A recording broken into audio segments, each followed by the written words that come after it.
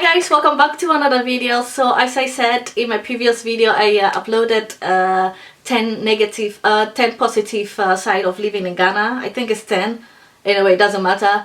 And in this video, I'm going to mention negative side of living in Ghana. But before I start this video, I want you guys to know that I'm going to dive really deep into it. But I also want you to know that in every country you have a positive sides and negative side, and this shouldn't stop you from moving to Ghana or coming to Ghana on vacation. What I also wanted to say is these are my own personal experience. I don't know how somebody else experienced this, but this is what I experienced myself. So yeah, it doesn't have to be a general thing, but it's something that I went through. My number one point will definitely be the point that you have the feeling that you don't fit in because you came from abroad, so you just don't fit in. No matter how you want to fit in, or no matter how you want to blend in and everything, people are always going to point you out. Yeah, you come from Europe. Yeah, you look differently. Yeah, you smell differently. You speak differently. Where do you come from? People are always going to see you as the rich one who comes from Europe, so you are always loaded. Police people see you and they are going to stop you, like when you are driving.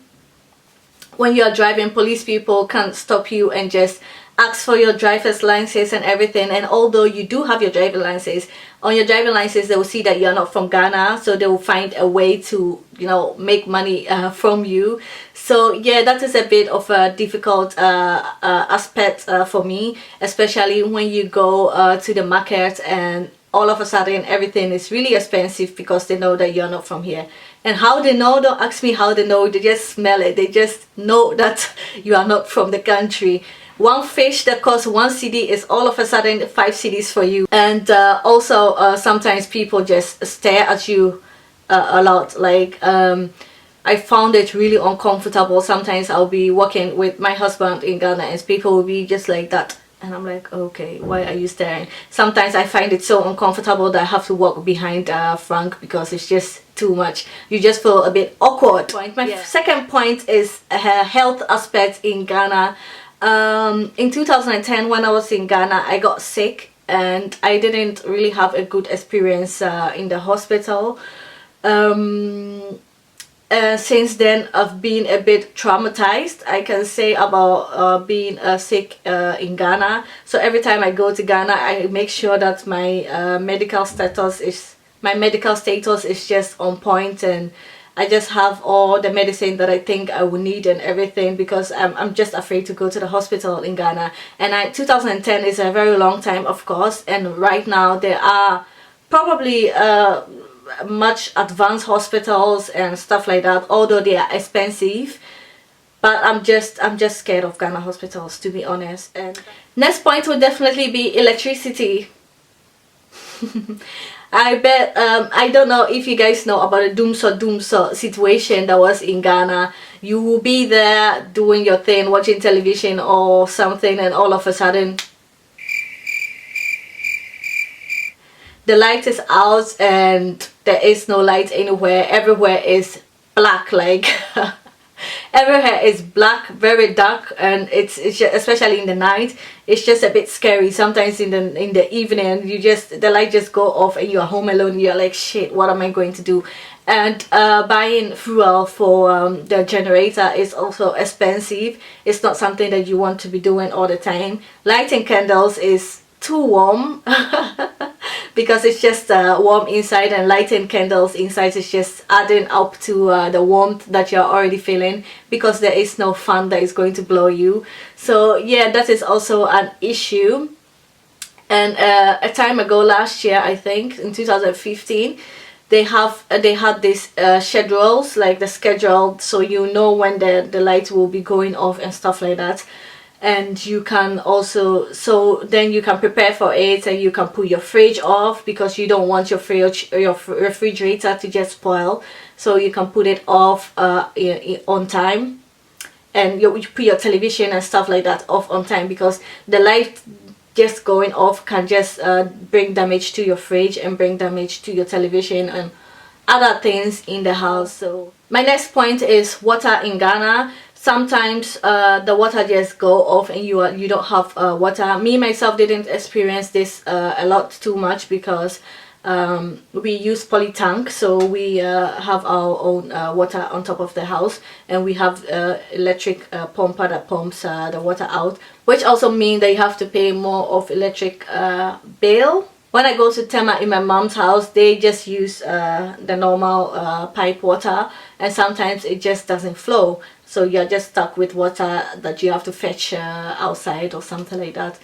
So that's also not too good, but we can deal with it. My next point will definitely be mosquitoes. Mosquitoes are going to welcome you when you come to Ghana. Mosquitoes are going to suck your blood. They will crawl under your skin. Okay, I'm not trying to scare anybody here, but yeah, the mosquitoes are definitely real and they know how to get under your skin. So you just have to, in the evening when you're going out, you have to wear your long sleeves and stuff like that, although it's really warm. But you have to choose, either you want to avoid malaria or you want to be cold. You want to be either to avoid malaria or be just a little bit warm and uncomfortable. So that's also a point. And you also have these malaria tablets that you can take before you go to Ghana, and you also have creams in Ghana that you can rub on your skin that also avoid mosquito from biting you. But all the same, you really have to be careful for mosquitoes, because you can get malaria and you end up in a hospital, and that's not a fun thing, like I said earlier on. My next point will definitely be, I think you guys already know this because I mentioned in my previous video, will definitely be internet in Ghana. Internet in Ghana, that sucks. Internet in Ghana sucks.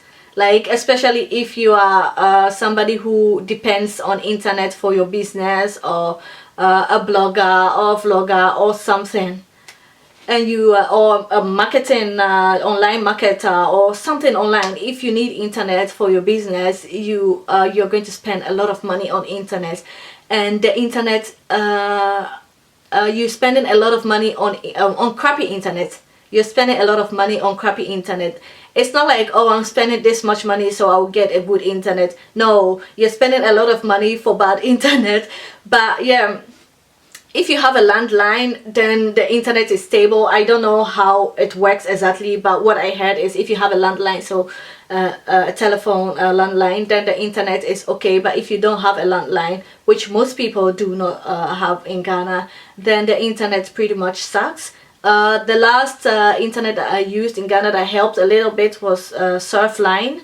So yeah, you can try with that. And if you guys know how to work around internet in Ghana to have a better internet, please let me know down below, because that is one of my biggest issue when it comes to moving to Ghana. So if you have a better idea whatsoever, I haven't been able to find any better idea to work around it. So if you do have a better idea, please let me know in the comment bar below, or send me an email.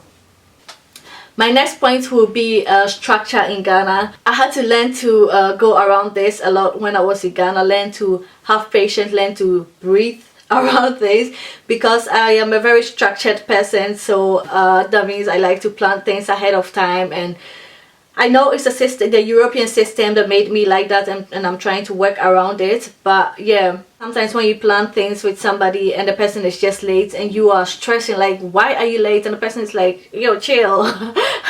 It's just 2 hours late. And I'm like, 2 hours late? Are you kidding me? Or in the worst case scenario, the person will just not show up and be like, oh, I'm sick, or oh this, or oh that. And of course, such things also happen here in Europe, but the rate of it happening here in Europe is really low, and the rate of it happening in Ghana is like, it's just like this, low and high. So yeah, you have to have a long breath, calm down, and just work around it. That's how I did it. But that is a difficult part, especially when it comes to businesses and stuff like that, and you want to plan ahead and you want to make business plans and stuff like that. It just doesn't go too easily like that. Now my next point is about clothes, and this is not a point that I experienced so much with in Ghana, but I been in the shops in Ghana, and what I noticed is that clothes are really expensive, and they are not that well made. They are not too good quality, but I myself, I had enough with me, and I didn't feel the need to go and buy clothes in Ghana. But I can imagine if you are staying there and if you're living there, that is something that you want to look into. I myself, I just like to make Ankara prints, like buy materials from the market and go to the seamstress and bring in my style, and the seamstress just doing it for me. But if you want to buy something else apart from Ankara and stuff like that, it's pretty expensive, and you don't get the quality for the price that you're paying. So that is So my next point is going to be budgeting in Ghana. Sometimes budgeting in Ghana can be a difficult thing to do, because the currency rates just go up and down. It's not too stable, but most of the time the currency rate is going up. So a lot of things are expensive. Like one day you go to the market, you buy one mango for 2 cedi, and the next day you go to the market to buy the same mango and it's 8 Ghana cedis. That's because the rates went up and the prices increased. And the thing about Ghana is, most of the time when the price increase, they do not come down. So what goes up does not come down. Just like the fuel prices also keeps on going up and up and up and up. Because of the rates, the city rates is not stable. So it makes it difficult to have a stable budget. But then again, knowing this will make you also know to like make your budget a bit spacious, to make your budget a bit bigger, so that you have space for when things are going up and down. My next point will be bribing in Ghana. Things kind of go really slow if you don't bribe people. People are so used to, like, the system is so used to bribing, that if you don't bribe somebody, they are not going to do what you ask them to do. Although what you're asking them to do is actually their job. They are supposed to do it for you. They are getting paid to do it for you. But no, they do want extra money. They do want they do want you to bribe them. Like maybe a father is putting a house in the son's name. That process can actually take you 1 year because you didn't bribe the people enough. You didn't bribe the person who is going to sign the document enough. Like, to put a signature in a document can take up to 2 weeks because you didn't bribe somebody enough. How is that possible?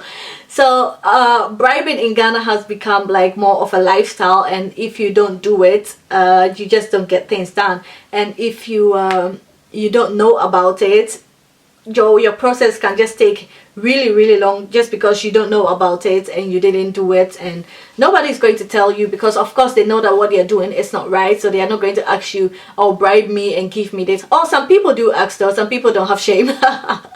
Some people do that, but most of the people are not going to tell you. Your process is just going to take really long, so you just have to figure that out yourself, and just, oh, my friend, take this, oh, my friend, take that, oh, my friend, take this.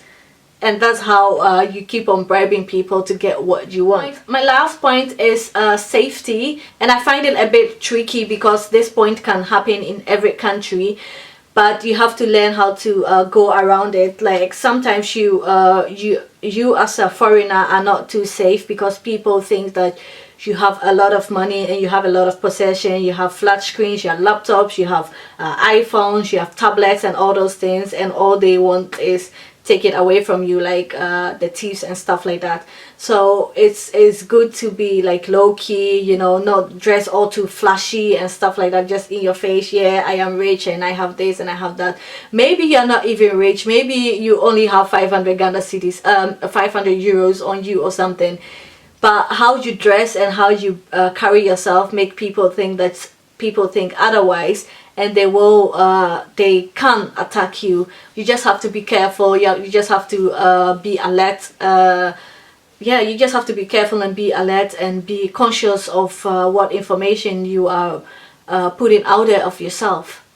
Yeah, you have to be conscious of what you are putting out there and how you are you are bringing yourself out there. So guys, that's pretty much it for this video. That's pretty much it for my negatives in Ghana. So I hope you liked it, and I hope you learned something from it. And if you also have some points that you want the world to know before they move to Ghana or before they go to Ghana on vacation, please share it with us in the comment section below. We would love to read about your experience, and just sharing is caring. So let us do this and let us prepare ourselves for going back to the motherland. Thanks very much for watching this video, and I'll see you in my next video. Bye bye.